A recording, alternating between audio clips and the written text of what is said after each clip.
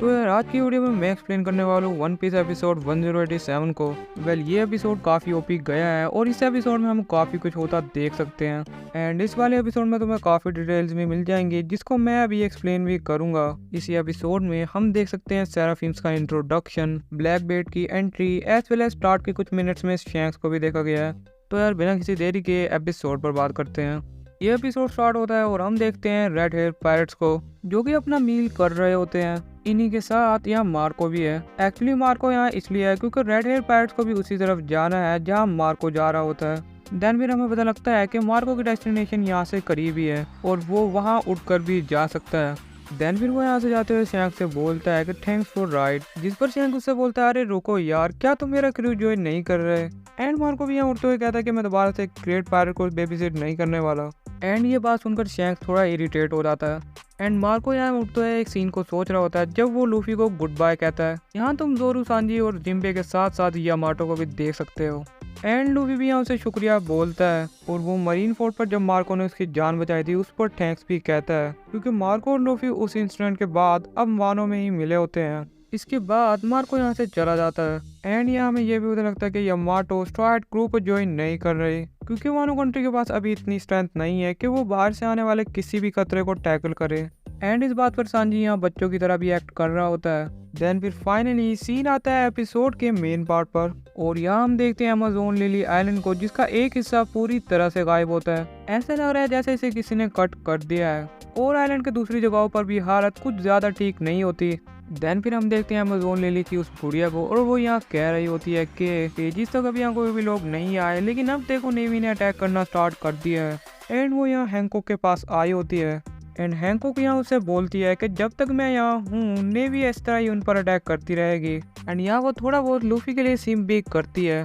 Then फिर वो बुढ़िया हैंकॉक से बोलती है कि वार्लूट्स का सिस्टम खत्म होने के बाद हमारा गवर्नमेंट से कॉन्टैक्ट भी खत्म हो गया है। एंड क्योंकि ये आइलैंड गवर्नमेंट से एफिलिएट नहीं है इसलिए नेवी यहाँ अटैक कर रही है। एंड हैंकॉक के हेड पर तुम यहाँ व्हाइट बैंडेज भी देख सकते हो जिसे देखकर ऐसा लग रहा है कि जैसे उसे कोई चोट आई हो। एनीवे देन फिर हम देखते हैं 1 वीक पास्ट का सीन जिससे हमें पता लगता है कि एक्चुअली में यहाँ क्या हुआ है। हम देखते हैं अमेज़न लिली के कोस्ट के पास काफी ज्यादा नेवी शिप्स आए हुए हैं एंड नेवी यहाँ हैंकॉक को अपनी कस्टडी में लेने के लिए आई होती है। एंड मरीन सोल्जर्स भी यहाँ रेडी हो रहे होते हैं। देन भी मरीन्स के चिप्स कैनन को एक जगह पॉइंट करते हैं और फायर करना स्टार्ट कर देते हैं जिसकी वजह से अब आइलैंड के मेन गेट पर डैमेज आ गया है। एंड जवाब में उन पर अटैक होता है एरोज से जिसकी वजह से काफी सोल्जर हैवीली इंजर्ड हुए होते हैं और यहाँ एक शिप कैप्टन को भी एक एरो आके लगता है।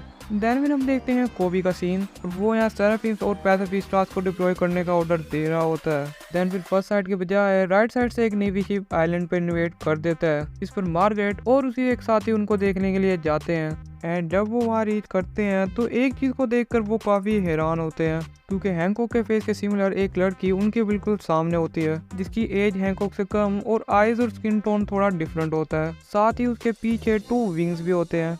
इसको देखकर एनिमे वाचर्स जिनको स्पॉयलर्स नहीं मिले वो थोड़ा कंफ्यूज हैं कि क्या ये लुनारियन है या हैंकॉक का किड वर्जन। ये सेराफिम्स क्या है इसका तो तुम्हें आने वाले कुछ एपिसोड में ही पता लग जाएगा क्योंकि मैं तुम्हें किसी भी किस्म का स्पॉइलर नहीं दूंगा। बस इतना समझ लो कि वार्लूट्स का सिस्टम एंड होने के बाद अब सेराफिम्स का सिस्टम इंट्रोड्यूस हुआ है। देन फिर हमें पता लगता है इनकी पावर लेवल के बारे में। एक्चुअली हैंकॉक की जो सेराफिम होती है वो यहाँ एक लाइट बीम मारती है जिसके एक ही झटके में मार्गरेट और उसके साथ ही नॉकआउट हो जाती है और वो बहुत बैडली इंजर्ड भी हुए होते हैं। देन फिर हम आइलैंड के एक दूसरे पार्ट में एक वाइस एडमिरल को भी देखते हैं जिसकी बातों से ये क्लियर हो रहा है कि वो हैंकॉक पर पूरी तरह से लट्टू है और वो यहाँ हैंकॉक के निकलने का वेट कर रहा है। देन फिर हम नेवी शिप पर एक मरीन सोल्जर को देखते हैं जिसको दूर से आते हुए दिखती है एक पायरेट शिप और ये पायरेट शिप और किसी का नहीं होता बल्कि one of the 4 emperor Blackbeard यहाँ आ गया है। एंड देन फिर ऑल नेवी स्क्वाड्स को ये बात इन्फॉर्म कर दी जाती है एंड उनमें से एक भी शिप उन्हें रोकने में सक्सेसफुल नहीं हो पाता।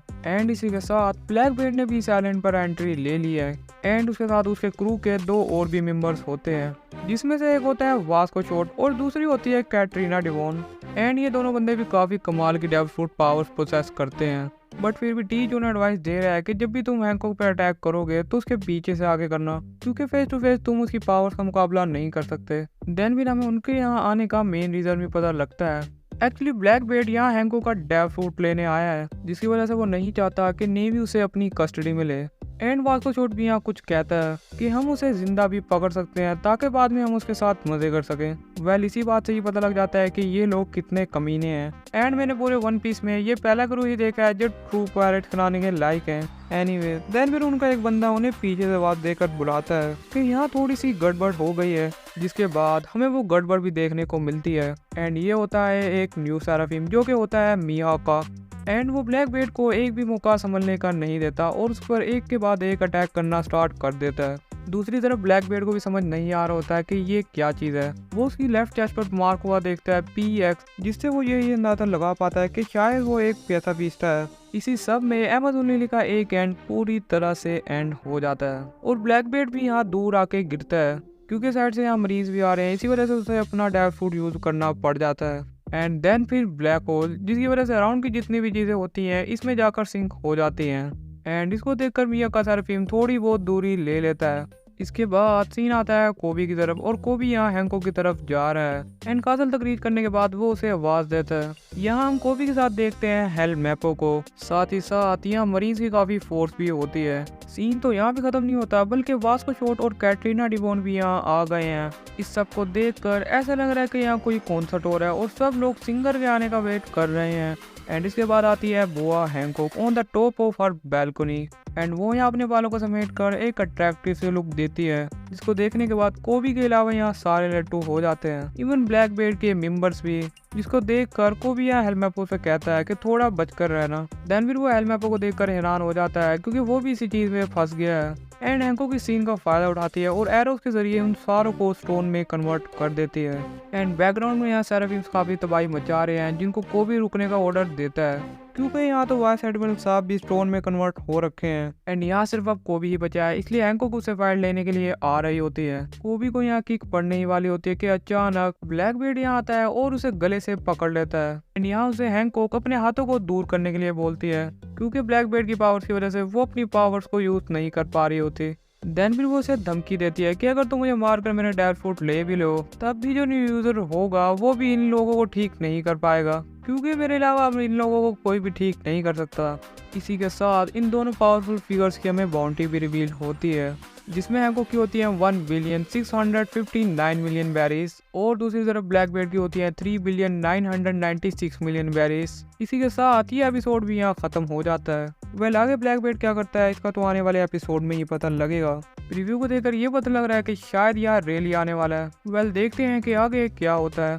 तो यार वीडियो अच्छा लगा तो उसे लाइक कर देना और मुझे सपोर्ट करने के लिए चैनल को सब्सक्राइब करना ना भूलना। तो यार मैं मिलूंगा तुमसे नेक्स्ट वीडियो में, तब तक के लिए बाय।